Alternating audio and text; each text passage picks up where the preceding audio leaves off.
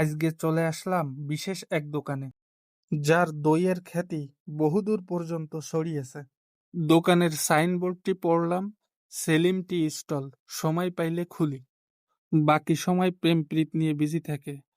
তো যাই হোক, চলুন ভিতরে গিয়ে আসল রহস্যটা উদ্ঘাটন করি। সেলিম ভাই, জি ভাইজান বলেন। তো ভাই আপনি এই যে দধি আনেন, এই দধিটা কোন জাতটা আনেন না নিজে বানান? নিজে বানাই। দোকানদার বললেন তার দইয়ের বিশেষত্ব হলো তিনি এটি সম্পূর্ণ নিজ হাতে তৈরি করেন, সম্পূর্ণ অর্গানিক পদ্ধতিতে বানানো। খুবই সুস্বাদু এই দই এবং স্বাস্থ্যকর পরিবেশে রাখা হয়। তাই তো দূর দূরান্ত থেকে লোক আসে শুধু এই দইয়ের স্বাদ নিতে।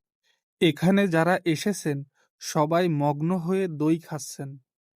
আমি নিজেও চেখে দেখলাম, সত্যিই অসাধারণ, অতুলনীয়। এমন স্বাদ আমি আগে কখনো পাইনি। ফয়লা বাজারে এই দইয়ের কদর সবার কাছেই আছে। তো ফয়লা বাজারে আসলে সেলিম ভাইয়ের দধি টেস্ট করতে ভুলবেন না, আশা করি নিরাশ হবেন না। পয়লা বাজারে বেস্ট। আচ্ছা।